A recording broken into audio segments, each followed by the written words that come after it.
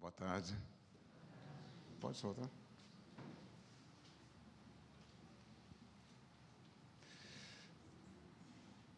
Bom, vamos falar um pouco sobre as origens da Aliança. Foi uma época extraordinária, na qual nós sentíamos presente de uma forma maciça o plano espiritual superior. Mas era algo assim concreto.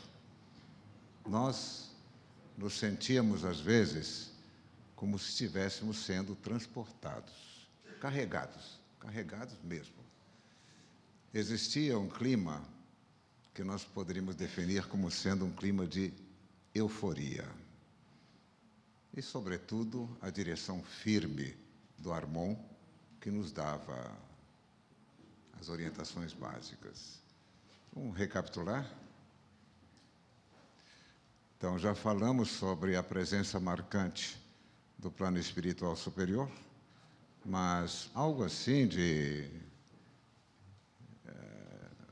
diariamente, em todos os instantes, interferindo, dando orientações, comentando. E, em seguida, o clima de euforia, era uma alegria muito grande. E havia tanto trabalho, que um dia perguntaram ao Flávio Focácio, nosso querido Flávio, você e o Jacques nunca brigaram? E ele respondeu, nunca tivemos tempo para brigar. Verdade, porque o trabalho era uma coisa constante, era uma marca em nossas vidas e nós tínhamos que atender às demandas de uma instituição que estava nascendo. Já comentamos também a impressão de sermos carregados, até fisicamente, como se fôssemos transladados por mãos invisíveis de um lugar para o outro. E, como fecho, a mensagem firme, serena, presente do nosso comandante Armon. Eu gostaria muito de aproveitar o ensejo. Não gosto de ficar lembrando o passado. É aquele artigo do Valentim Lorenzetti, lembram-se? Retrovisor. Quem dirige olhando para o retrovisor é candidato a se estrumbicar no primeiro poste, não é verdade? Então, o retrovisor é para ser consultado. E assim, vamos extrair as grandes lições que nós recebemos nessa época.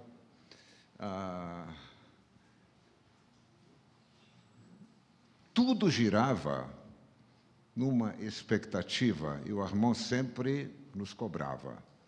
Nós temos que estar preparados para a década de 90. Repetia isso sempre. Nós temos que unir forças, estarmos devidamente preparados para enfrentar a década de 90. Em 90, dizia ele, o sofrimento chegará às culminâncias. Tá? Além disso, a barbárie ultrapassará os limites do imaginável. Preciso comentar alguma coisa? Não, é evidente, não. Seria perda de tempo nós enfatizarmos esses dois pontos. É o momento que nós estamos vivendo hoje, um momento muito grave na história do planeta, um momento histórico. E, realmente, nós somos chamados. E já éramos chamados, alguns anos antes, pela clarividência do nosso comandante Armon. E daí surgiram algumas lições muito importantes.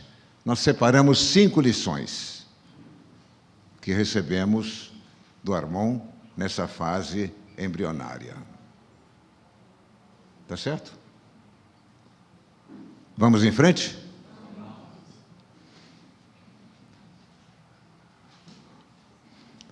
Primeira lição. Nosso trabalho, ajudar na salvação do maior número possível de irmãos.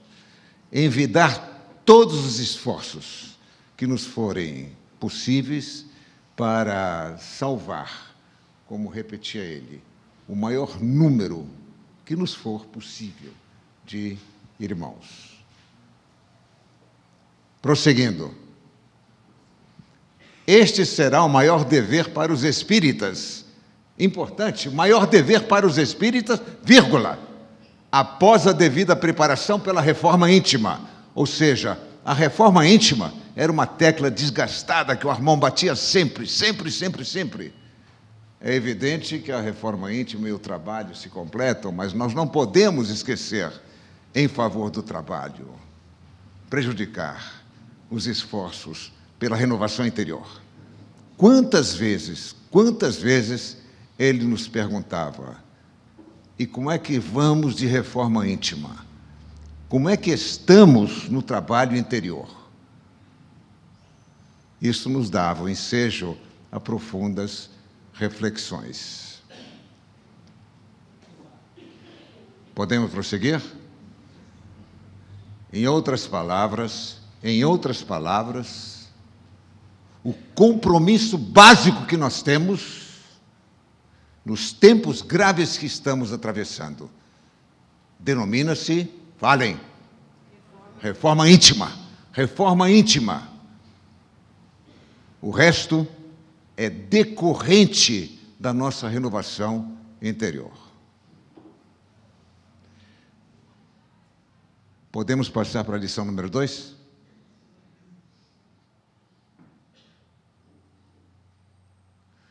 Que a reforma íntima não seja assim tão íntima.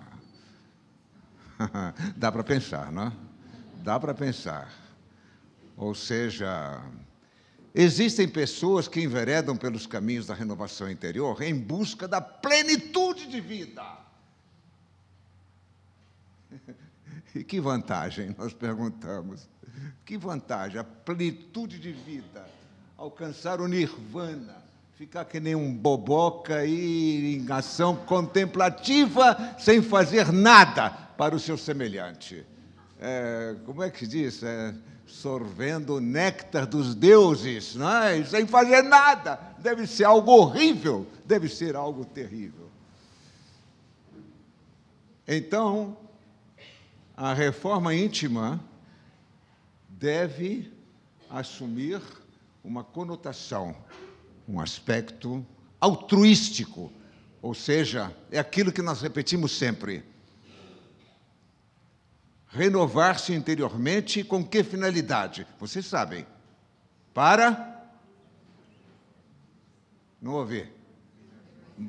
Para melhor servir. O nosso único propósito, decorrente dos esforços que nós envidamos pela renovação interior, é estarmos cada vez mais capacitados de servir o próximo, servir o semelhante nessa fase de declínios que estamos atravessando. Chega? Vamos em frente? Mais uma? Então vamos lá. Uma casa espírita em cada esquina. Essa era a forma de ele expressar a necessidade da divulgação da mensagem espírita.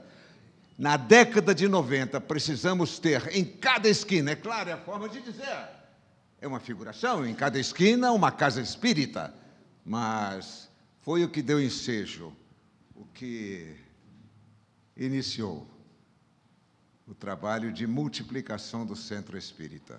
Uma coisa belíssima. Naquela época, cada turma da escola de aprendizes do Evangelho gerava uma casa nova. É uma coisa fantástica, uma progressão de avanço exponencial, mas exponencial, e põe exponencial nisso.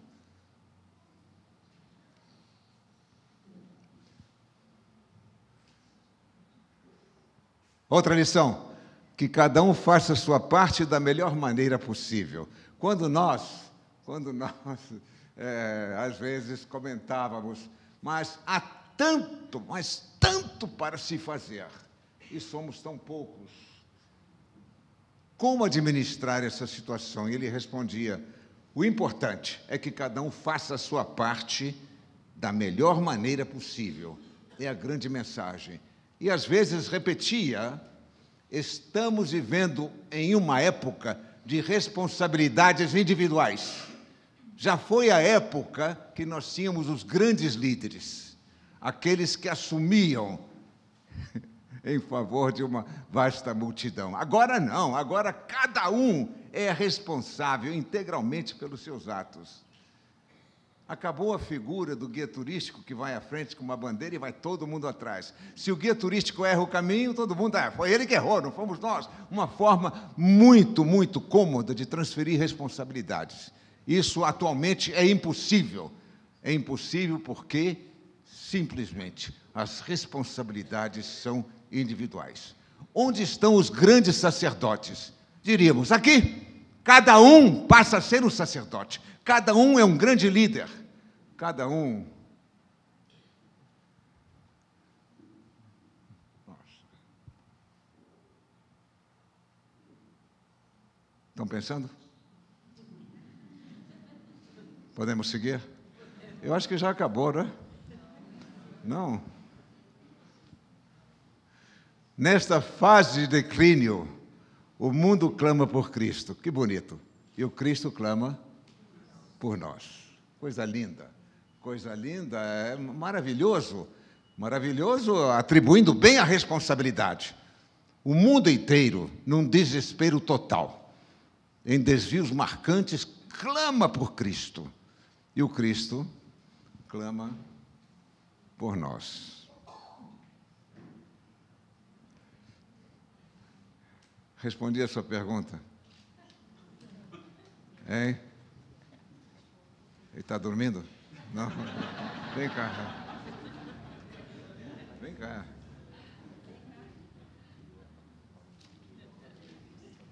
O interessante é, quando eu cheguei aqui de manhã hoje, vários colegas me olhavam assim de uma forma estranha e perguntavam: puxa, você está encarnado ainda? Eu respondi, tanto quanto eu sei, eu estou encarnado. Mas, aproveitando... Obrigado. Aproveitando o ensejo, eu estou encarnado e estou em prorrogação. Verdade. Eu não estou brincando, vocês estão dando risada. A coisa é muito séria. Porque quando se oferece uma prorrogação, a responsabilidade envolvida é muito grande, muito grande. Não é verdade? Então, diante de uma prorrogação, você tem que pelo menos marcar uns 2 ou 3 gols, senão como é que você vai justificar essa dádiva que foi entregue para você? E nessa condição de prorrogação, eu estava comentando, agora cedo comentava com o Lisane e com o Pizarro, eu aflorei, saí de um sono profundo depois de uma cirurgia de 12 horas, aí eu vi um cara do meu lado e percebi que não era encarnado, esse era espírito mesmo. Ele perguntou: você sabe o seu nome? Eu falei: ainda sei. Aí ele perguntou: você sabe onde você está? Eu falei: sei. Aonde? Nos 45 do segundo tempo. Ele falou: não. O juiz supremo lhe ofereceu uma prorrogação. Então, e outra coisa, bateu no meu ombro e disse: no momento, estamos precisando de você mais aí do que aqui. Então, nessa condição de prorrogação, sinto o peso da responsabilidade. Eu ainda não vi o Bandeira levantar o... Não vi ainda. Então eu não sei quantos minutos ou horas... Até o Adalberto me perguntou, escuta, você vai lá em Santos no dia 3? Eu falei, se estiver encarnado, eu vou, né? Eu não sei até quando vai a prorrogação. Enfim, o que eu quero dizer é o seguinte, eu preciso aproveitar bastante esse tempo, estou à disposição inteira de vocês, para o que der e vier. Muita paz e muita alegria em nossos corações. Pode deixar. Dá para o Milton? Pode dar para o Milton.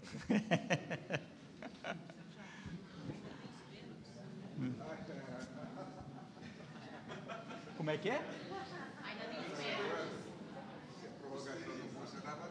Ah, é verdade, né? Como? Não, nós... Pode falar. Eu estava lembrando outra coisa. A Sueli desencarnou em outubro, né? 3 meses depois, os caras descobrem esse negócio aqui, já disseram que não tinha jeito, no máximo 1 ano de vida, etc. E eu logo pensei, isso é a armação da Sueli.